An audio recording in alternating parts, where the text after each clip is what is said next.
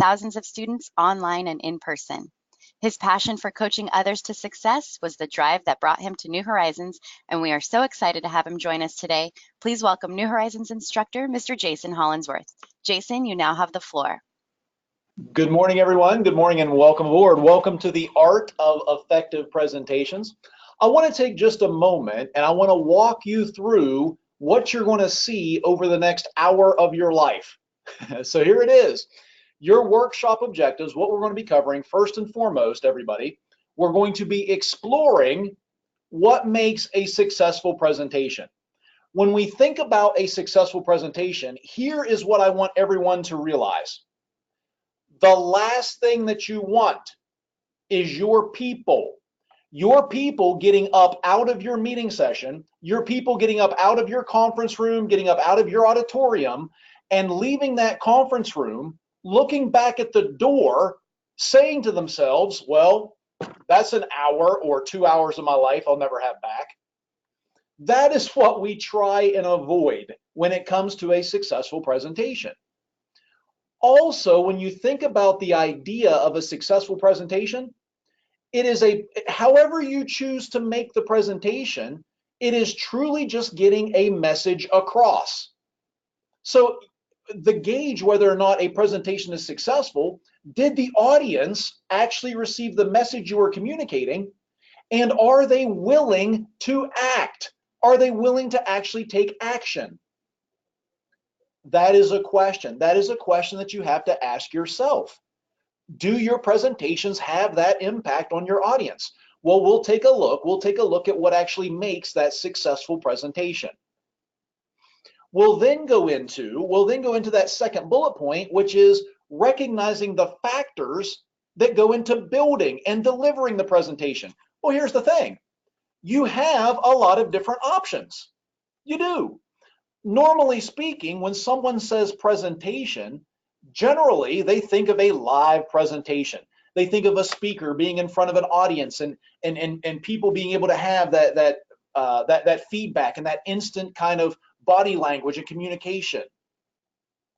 Well, presentations and building presentations can take a number of different forms.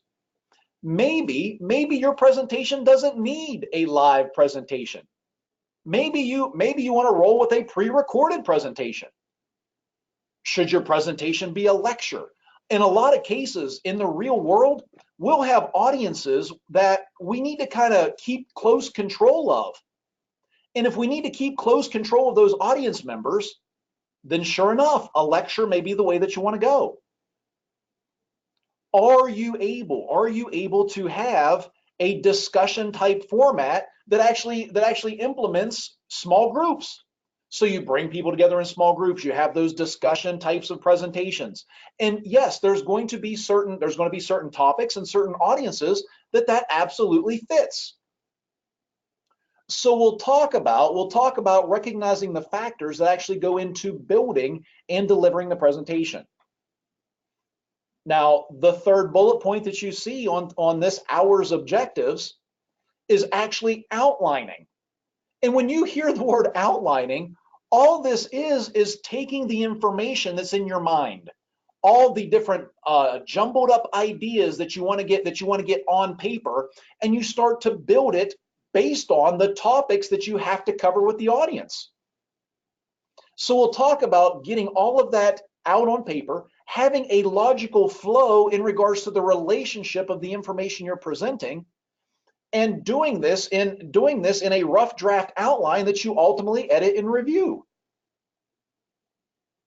And then lastly, the last thing that we're going to see in regards to kind of wrapping up the idea of a presentation is the whole idea of closing a presentation. So it's one thing to successfully deliver a presentation. It's another thing to actually close it appropriately so that you're closing. Your closing gives that audience a call to action. The closing makes that audience want to go out the door and start to implement what it is that you've been talking about throughout the presentation itself. So we'll look at these different ideas in regards to delivering an overall successful presentation. Okay, Here's the bottom line. If there is anything from the session, from this 1 hour that you take with you today, I ask you to let it be this. And I genuinely mean this. Well, what is a successful presentation? Well, I want you to realize that a successful presentation, it starts. The first thing that you need to look at is you need to look at your needs analysis. It starts with your audience. Look at the slide. Now, this presentation that you're looking at here on the slide, it looks like it's going fairly well, right? The audience is focused toward the stage. There's eye contact being made toward the stage. The shoulders are squared. And the first thing we want to realize in a successful presentation is we need to know what that audience, those people sitting there on the slide, we need to know what they need. Now, there's two parts of a needs analysis. If you're wanting to truly build a successful presentation, there's two parts. Your first part of the needs analysis is understanding your audience's needs. The second part of the needs analysis is understanding your business's needs.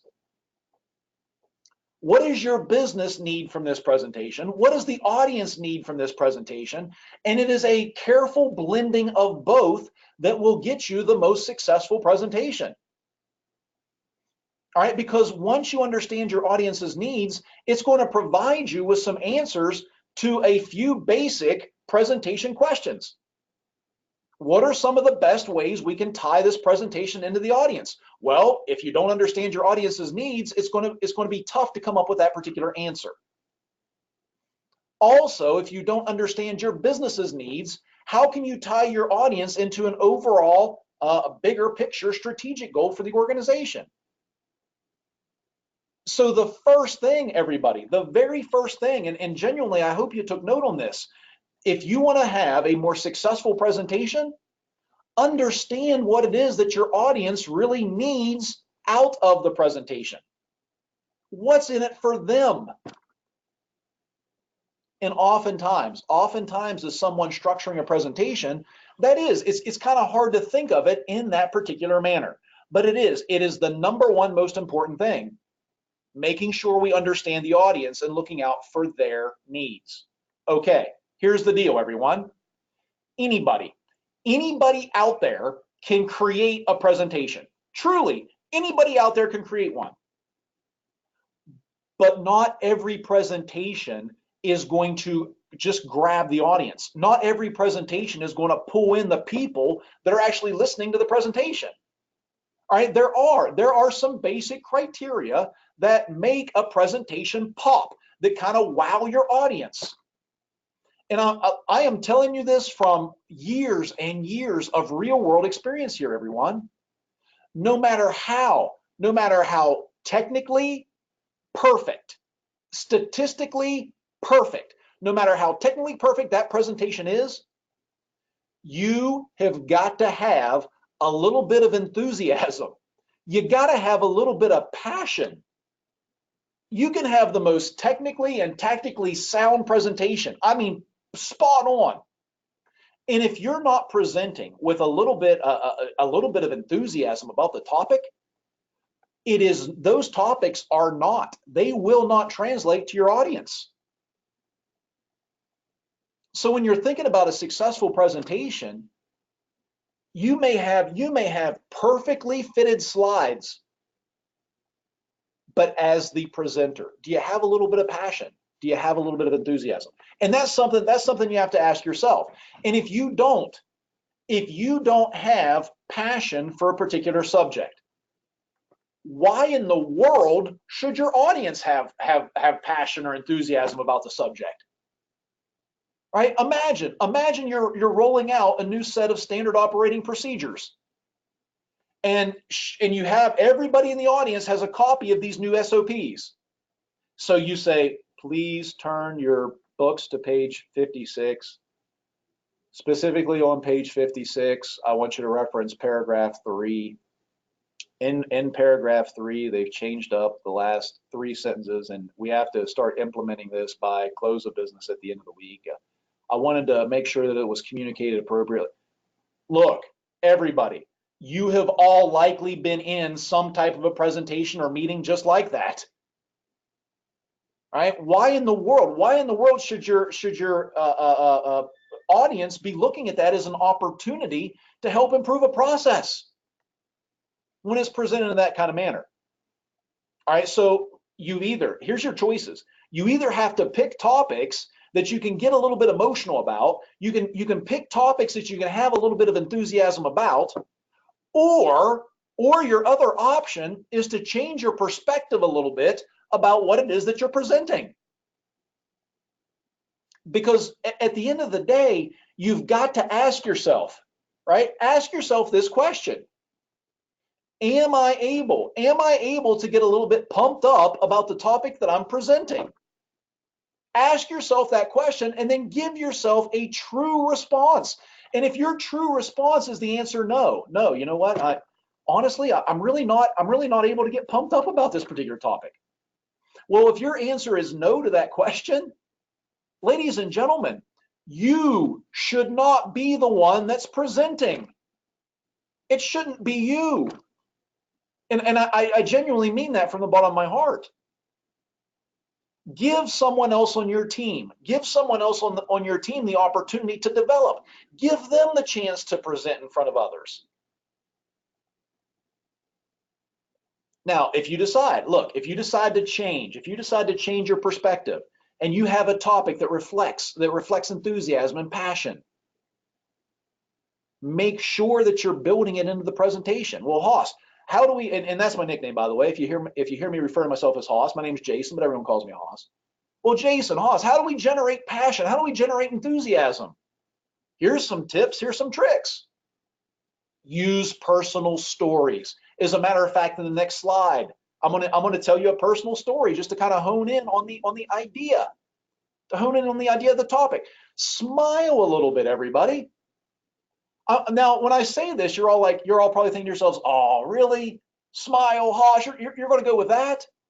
Look, take the right-hand corner of your mouth, the right-hand corner, and you take that right-hand corner and you just point it in an upward direction.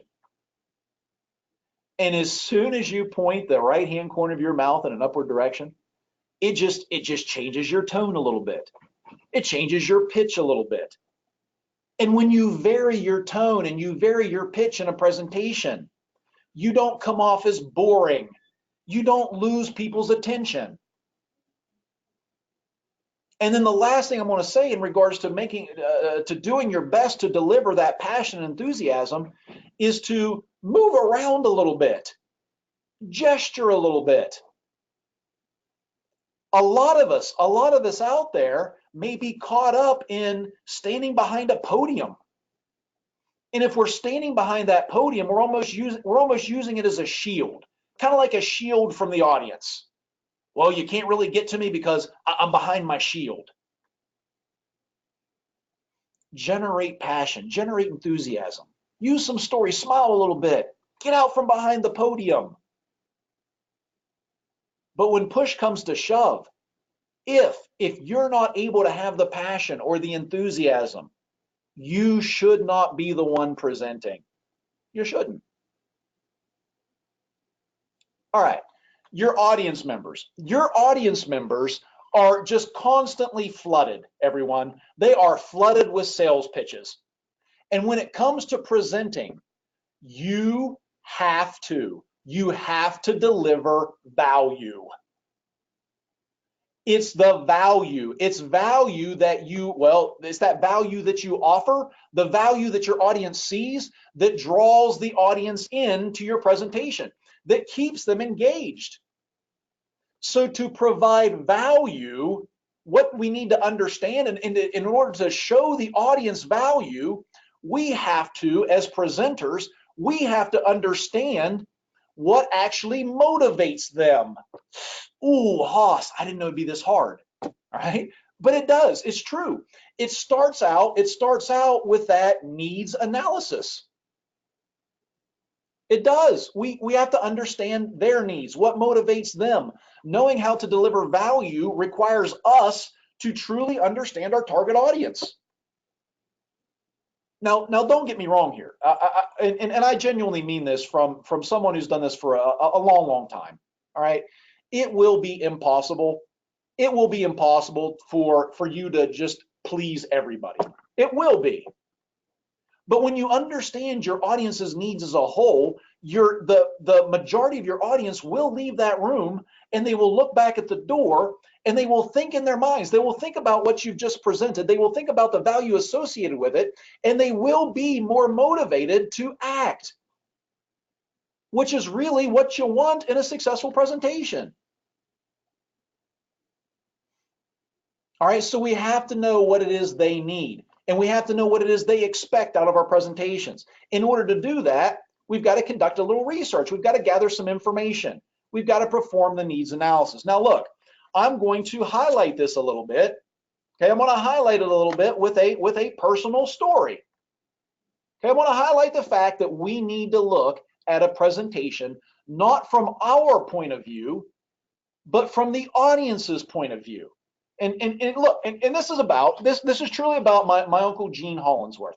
Now I had a great uncle by the name of Gene Hollinsworth, and he lived to be 93 years old. All right, I know a lot of you are probably mentally clapping right now because for anybody that's a pretty good run. It truly is. Now my family is from very, very rural West Virginia, at least that side of my family. Lots of farms, lots of forests, and shortly before my uncle Gene passed away, he used to take a walk. He used to take a walk every day, all through the woods. He'd walk around the farms. So he's walking, and truly, I really feel like that lent itself to him living such a long life. So he's walking one day, and comes across this frog. And the frog looks up at my Uncle Gene and says, "Hey, old man, you give me a kiss, I'll turn into a beautiful princess." All right, I mean, to my Uncle Gene, this is pretty interesting, right? So my Uncle Gene doesn't say a word, not one word. He picks the frog up, sticks him in his pocket, and just keeps right on walking down the trail. So he's walking down the path. About a mile or so later, the little frog sticks his head up out of my Uncle Gene's pocket. Frog says, hey, old man, what about that kiss? Remember, I'll turn into a beautiful princess." Well, my Uncle Gene, he looks it down to Frog. He says, I've been thinking about what you presented me, and at my age, frankly, I'd rather have a talking frog. Now look, when I was a kid, right, Uncle Gene said that was a true story, but as I've grown, I have my doubts about it. But what that story does emphasize is it emphasizes the fact that if we're presenting if we're presenting and we're presenting this picture and we're presenting these slides and we're presenting this picture of a beautiful princess, but our audience, what they actually need is a talking frog,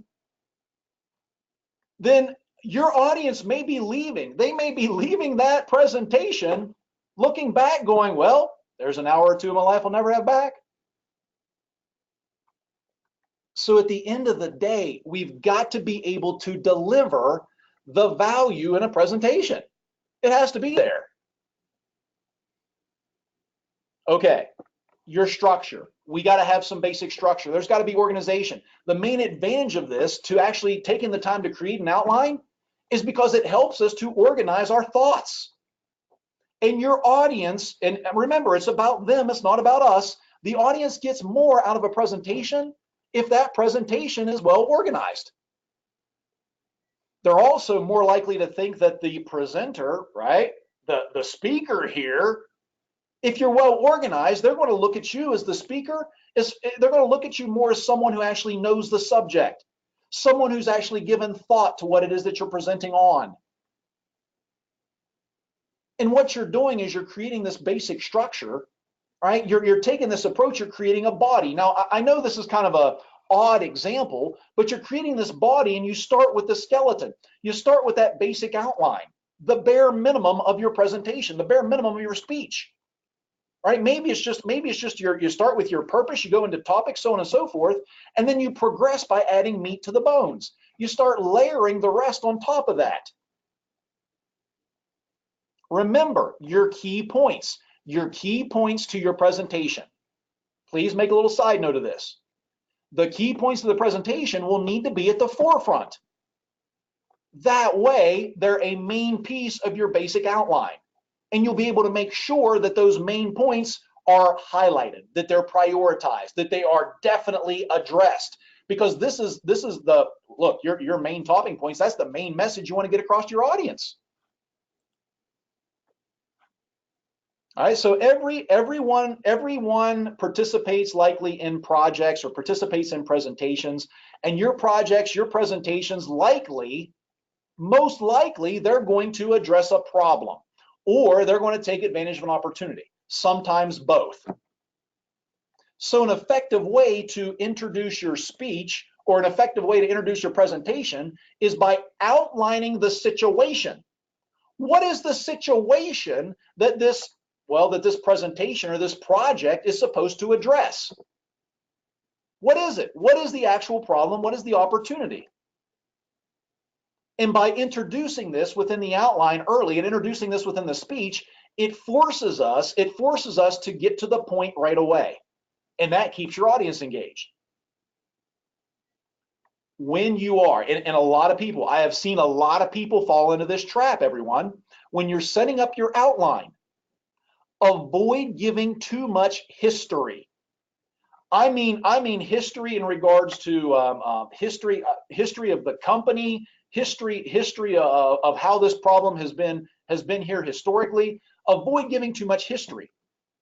Most of your audience members, I can assure you this, most of your audience members won't care about the history of it all. They won't care about that sort of information. And then if you lose their attention during the history, it's kind of hard to gain it back. Okay, instead of the history, lay out the background information. What is the background information about this problem? What is the background information about this opportunity? So that our audience can understand the situation, not the history of how it's plagued the organization, but now they're actually understanding the problem. They're actually starting to understand the opportunity. And look, in a lot of presentations, everybody, in a lot of presentations, we cover that history stuff. We cover that old ground. And what that leads to is it leads to your audience getting that feeling of, oh, here we go again. And then that's the feeling that they keep throughout your presentation. So instead of beginning with a history of the problem, start with the nature of the problem. All right, start with the nature of the problem and what we as a group. Now, mind you, right? We did some analysis.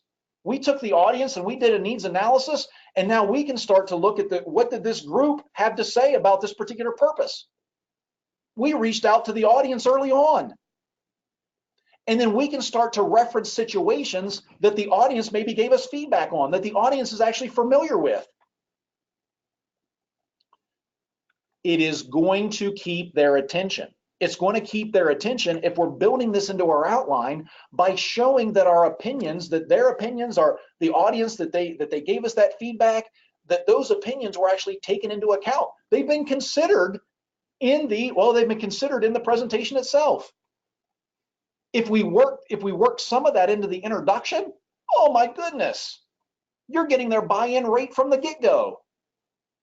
Because that introduction, that's where you take the audience's attention.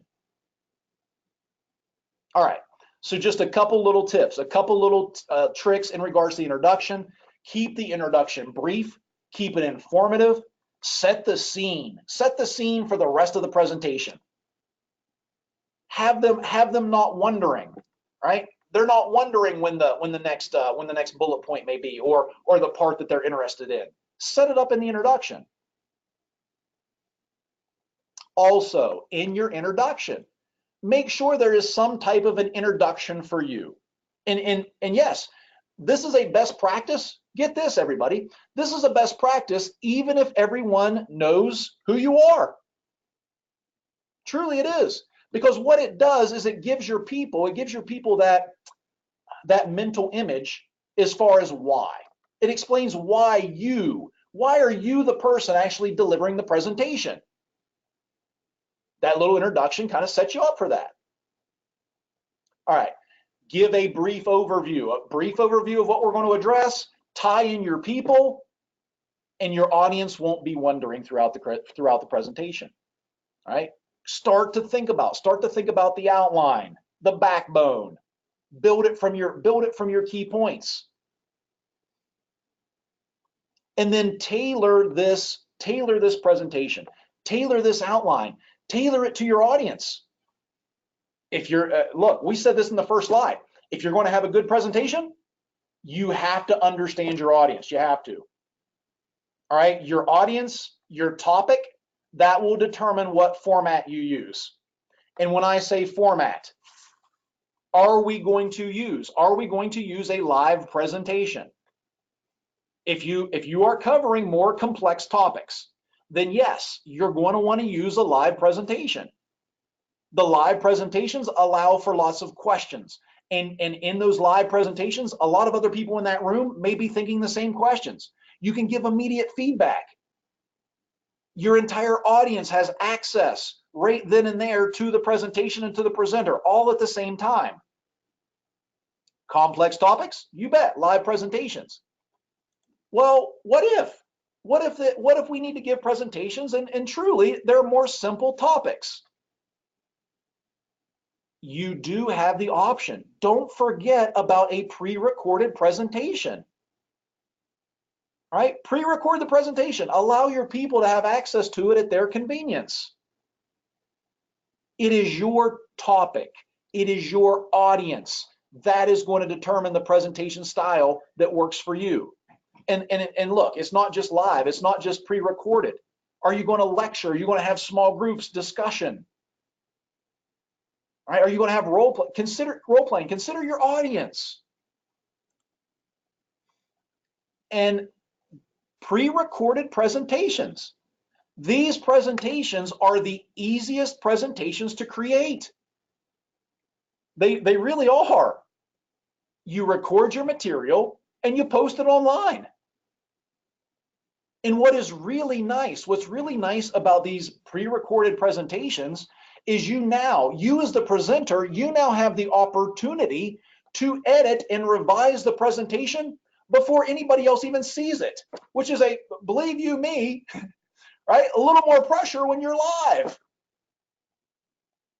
So now you've got it pre-recorded. Now you can edit it, you can revise it. The audience, they can view this presentation anytime they want at their own leisure. Now, what we have to realize about pre-recorded presentations is that these presentations are one-sided communications. So if you're looking to get your people feedback, if you're looking to address questions and concerns, and you're going to go with some type of a pre-recorded route, then realize that there's going to have to be some type of follow-up event. You can kind of make note of that. All right, there's got to be some type of a follow-up event, and that can be a question and answer session. That can be just a small, short meeting where you discuss certain topics, but some type of a follow-up. All right, now, opposite side of the coin, your live presentation.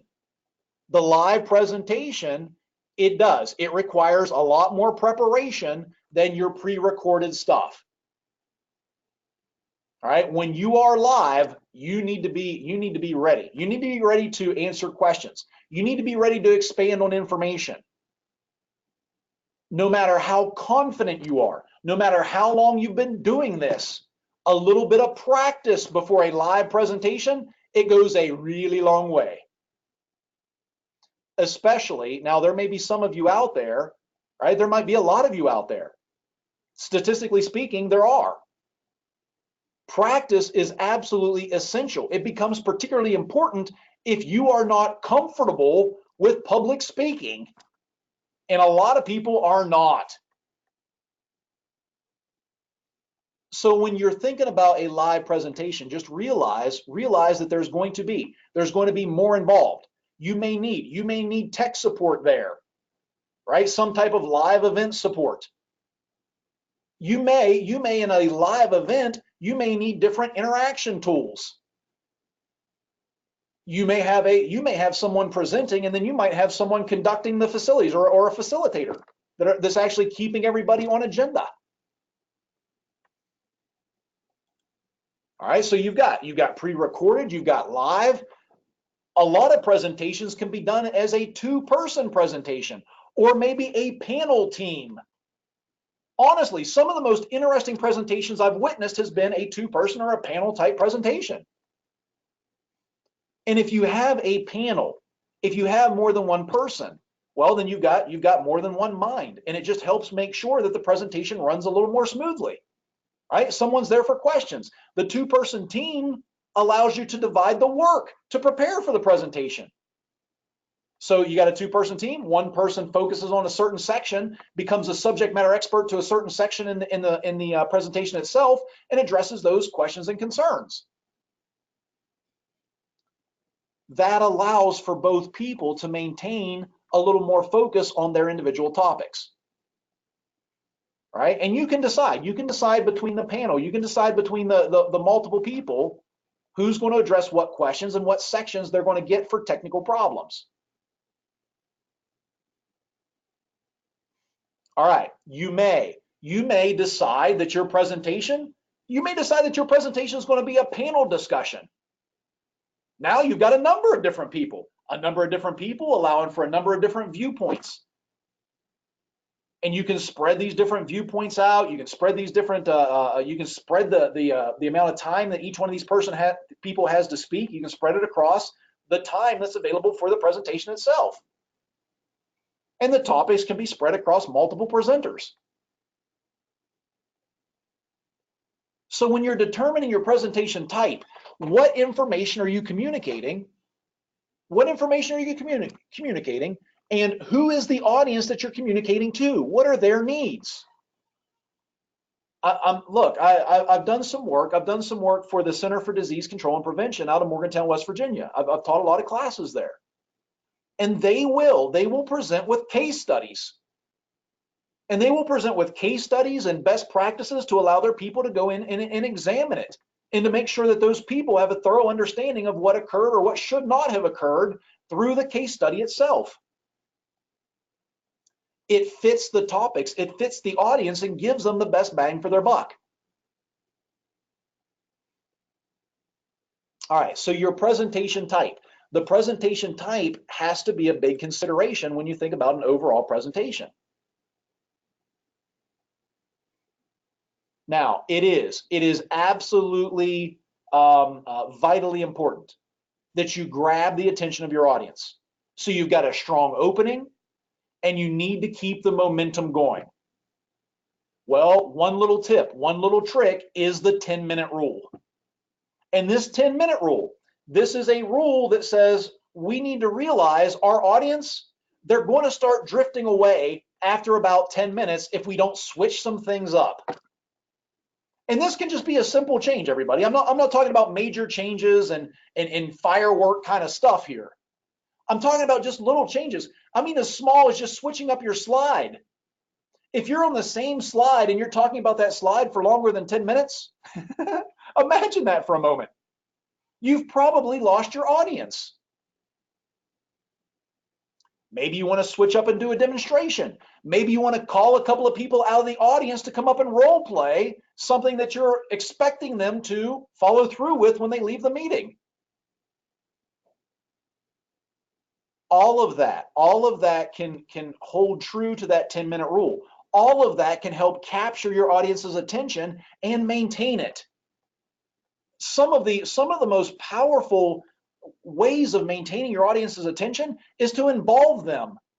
And if you bring them up and you allow them to demonstrate or role play, the audience is focused on the people role playing. They're focused on what it is that they're going to be doing as soon as they leave the meeting. It is just very powerful and impactful. But look, not everyone likes role playing. Not every presenter is comfortable having their audience role play. So you've got to be able to find those methods that actually work best for you. Space them out throughout your presentation. Keep your audience interested. Keep them motivated. As you're organizing the program, as you're organizing and bringing this presentation to fruition, start with something that captures their attention. Give them a clear idea of the topic. Organize the body of this presentation. Organize it in a way that's going to be easy for your audience to understand what it is you're trying to communicate. Give it a logical flow. Review your main points, then wrap things up on a positive note. A positive note that gives them a call to action. A positive note that motivates them to do something that benefits them. Again, we won't know what that is. We won't know what benefits them if we don't do some type of a needs analysis. That's why I started off with that on the first slide.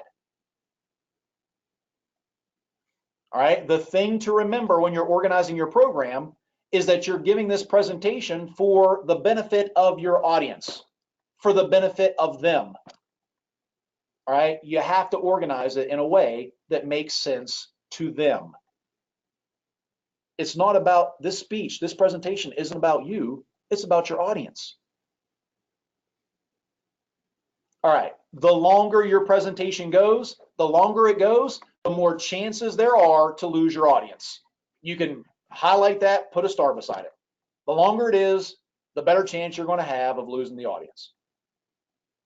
All right, now, if your presentation is too short, your people aren't going to get the message because they're going to be uninformed. You're going to leave too much stuff out. So it's important to structure your presentation in a way to where you have enough time to have that powerful opening. You have a strong middle that holds their attention because it's been tailored to them, and then you give some facts. You give some facts to back up what it is that you're saying, in a closing section that reinforces what they were told. And this is a big and, everybody, and what actions actually need to be taken next, what they need to actually initiate, what they need to go out and do, what you're going to be asking them about and tracking moving forward. So these different parts kind of need to be there, and they need to be weighted correctly in order to come up with the overall length of your presentation. And that's all compared to the amount of time that you have available. Look, your people are being taken away from their normal jobs. They're being taken away from what it is that they do, and their email, their inboxes, they're getting behind. So have your presentation reflect how valuable your people's time is. All right, so let that be a consideration in regards to the length of your presentation.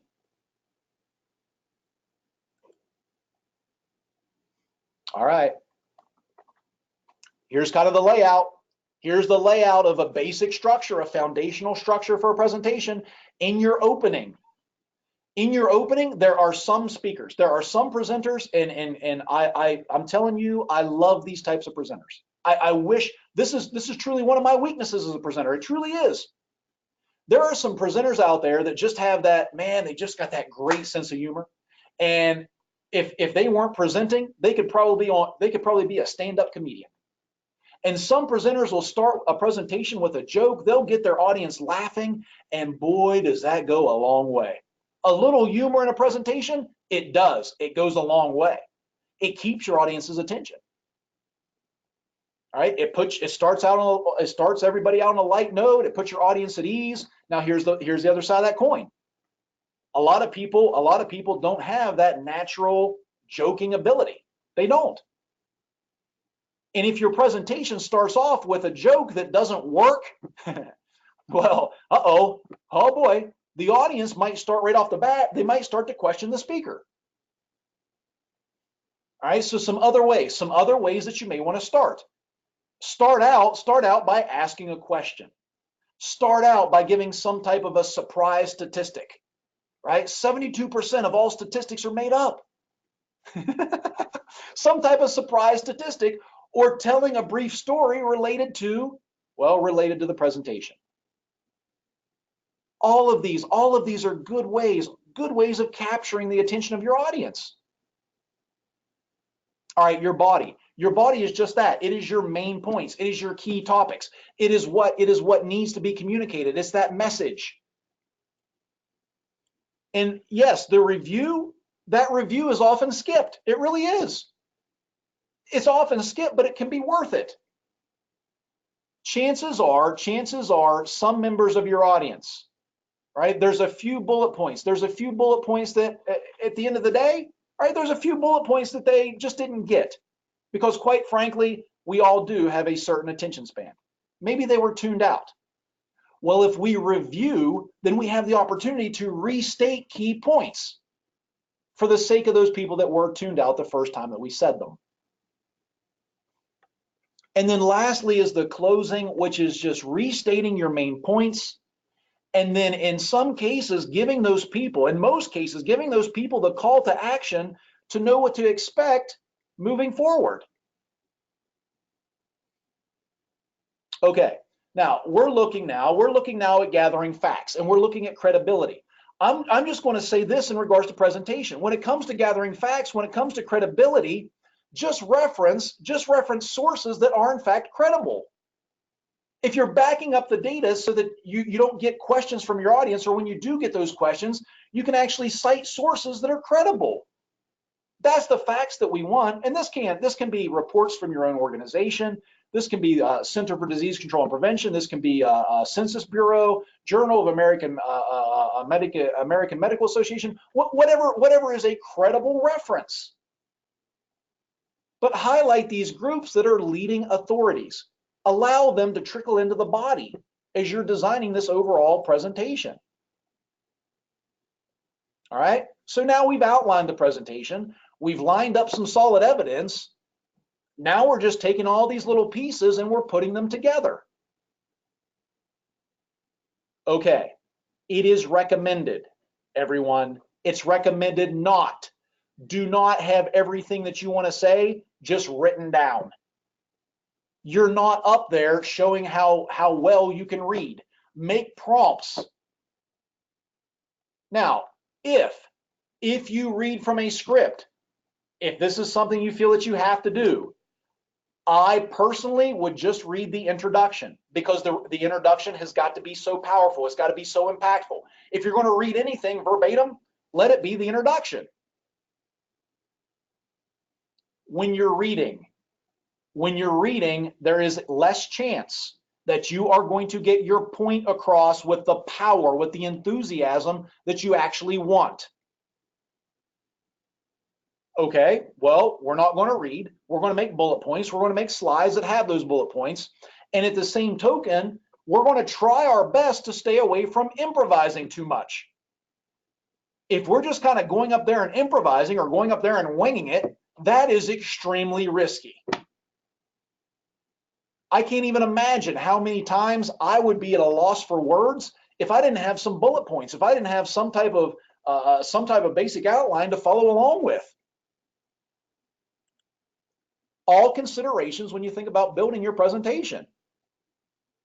Okay, now as you're writing this thing out, as you're designing the presentation, folks, look, if you're consistently just reading a script, it makes it impossible. You will not be able to maintain eye contact with your audience. You won't. Now, if you're just speaking from notes, you won't have the same problem. It allows you to have the prompts. You can elaborate on the prompts. And look, if you're using minimal notes, if you're truly speaking from your heart, then presenters come off to the audience as having thought about this, having really thought this out. They know what it is that they want to say. They know how to say it.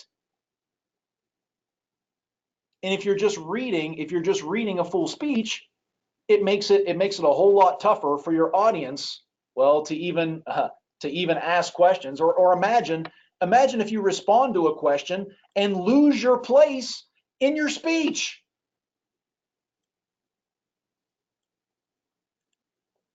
All right, little tips, little tricks in regards to writing out. Don't script the entire speech. Now, we all know that Microsoft PowerPoint is a wonderful tool. It is a wonderful tool within presentations. what I'm about to give you. I'm about to give you some little tips, some little tricks in regards to making your PowerPoint just have a little better pop. So as you're looking through this slide, one major concept on each slide, 7 or 8 lines of text per slide. Have some blank space. Don't overfill your slides. Create a title for each slide. Use the effects, use the transitions, the animations, use them sparingly. They can be a distractor.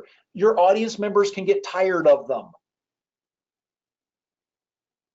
And then make sure that your slides actually match the purpose of your presentation.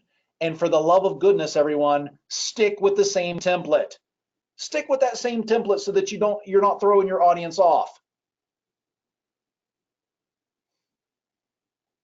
All right. Once you have it established, once you have your outline, once you have your presentation, the meat has been added to the bone, review, edit, rewrite. And the reason they're asking you to do this is because almost never will your first draft actually be the presentation. Almost never. So we've got to review, we've got to edit. And then once we have it, deliver the presentation. All right, deliver it. Now, as you're delivering the presentation, yes, ideally speaking, you want to promote interaction. Try virtual activities, right? They can be, and yes, your virtual activities, man, I teach so many online live classes. Virtual activities can be very, very similar to the actual physical ones. Do you have access to a breakout session? Do you have access to break out your virtual attendees into small breakout groups? Adobe Connect does. It's just a cool way to let people work together. All right, so your activities. You may have activities that are discussions. You might have problem-solving sessions, team assignment, genres. But as you're delivering, make sure that your people are in fact involved. In regards to delivering a presentation, I'll give you this little tip as well. If you have a very large audience, it is best to ask closed-ended questions. Yes or no questions, true or false, yay or nay, just to get them shaking their heads up and down. That allows them to feel like, well, they're a little bit involved in the presentation. If they're smaller groups, great. Open-ended questions allow for that discussion type presentation. When you think about being prepared, it is a best practice within the courseware to actually provide your people, your audience, provide them with a handout. Give them a handout. Give them the overall main view of information that you're looking to present. And that way they also have something to write on so that they don't have to take as many notes. Be prepared. Interact with your audience. Now, okay, Haas, I've got a large audience. Well, you've got a large audience? Do the surveys, the activities, the questions. And here's what I beg everyone. I truly beg you all to do this in regards to nonverbal communication. Here's what I beg you to do. Change up your tone, change up your inflection. Be aware of your nonverbal language. The presentations that I have seen that have absolutely lost my attention the quickest, that I received no message, that I left the door looking back going, oh my goodness.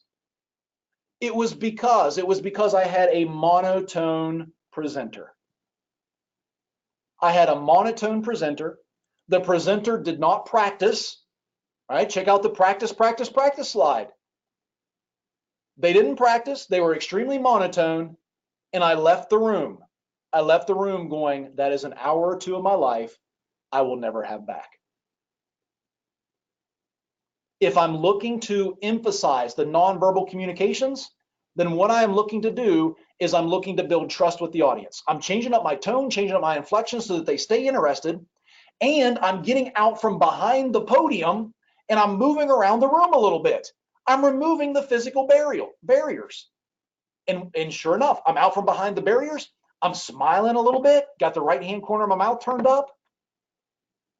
And what this helps do is it helps build trust with the audience. It's something that allows you to communicate that message better. If you have no trust in the presenter, will you listen to 1 second of the message? And you can answer that one for yourself. When it comes to body language, I'm just going to say this in regards to body language, folks. Look, your body language is a bigger communicator than the actual words that you say. How's that for impact on a presentation? Absolute truth.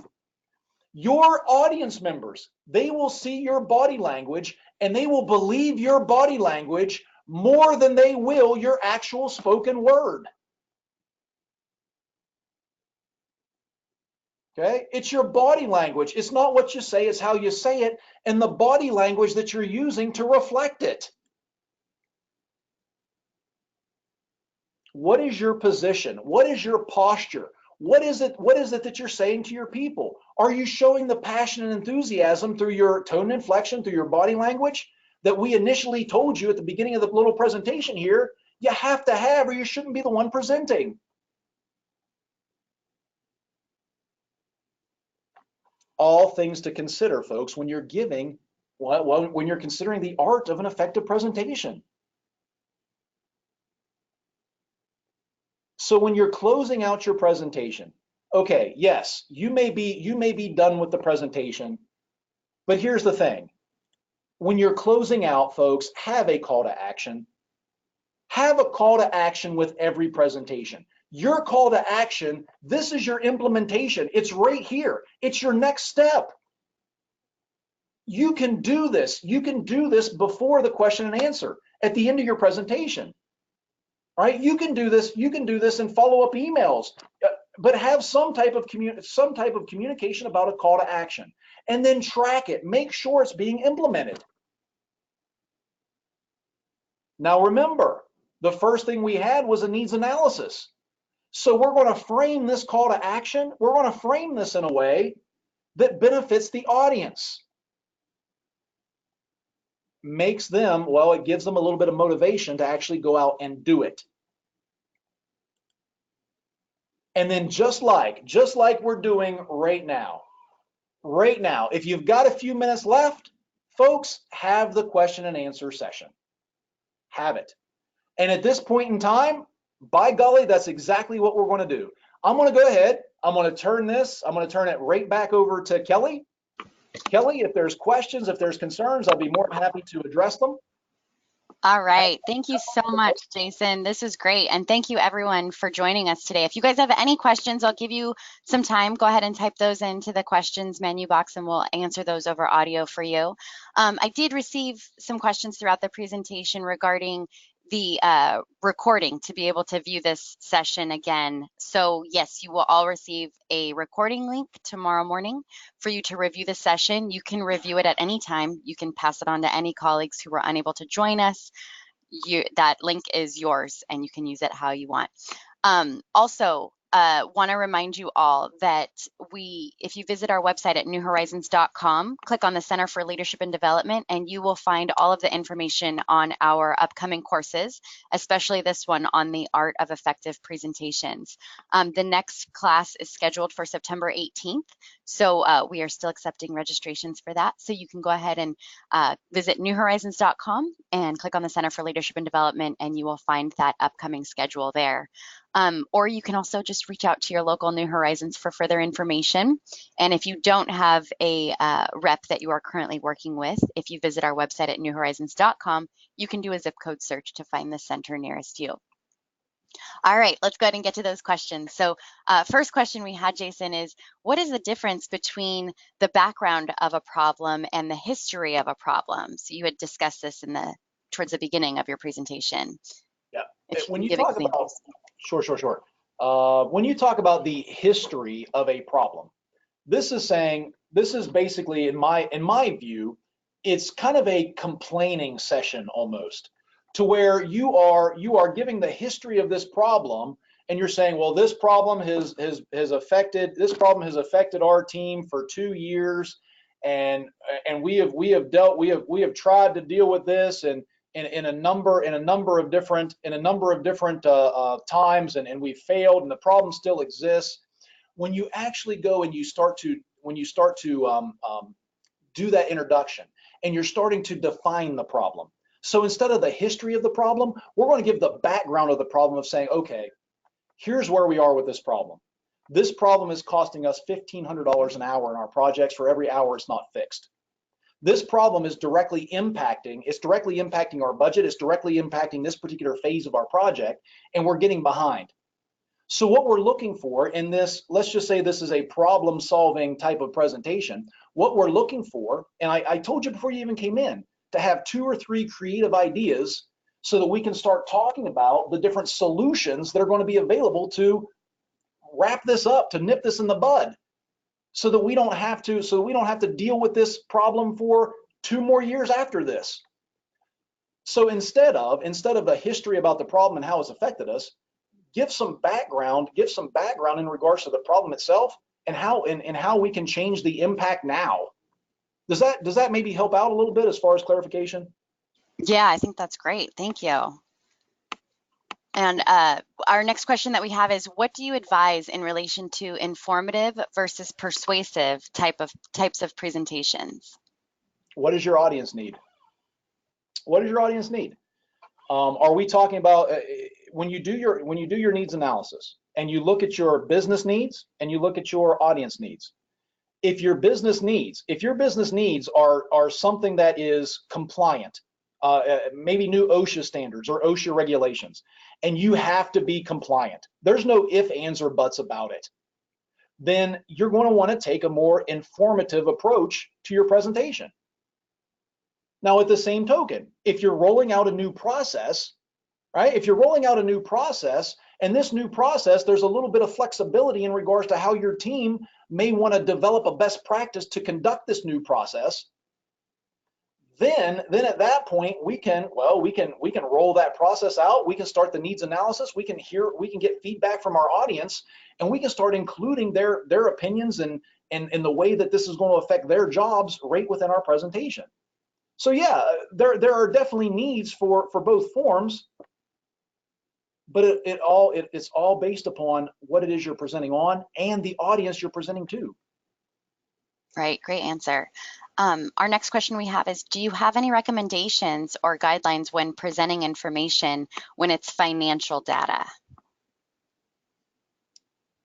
All right.